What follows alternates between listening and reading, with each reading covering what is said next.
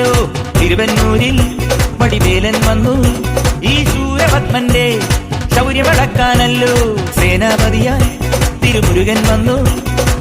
പടിയാറും കേറിച്ചെന്നാൽ അമ്പലമുണ്ടേ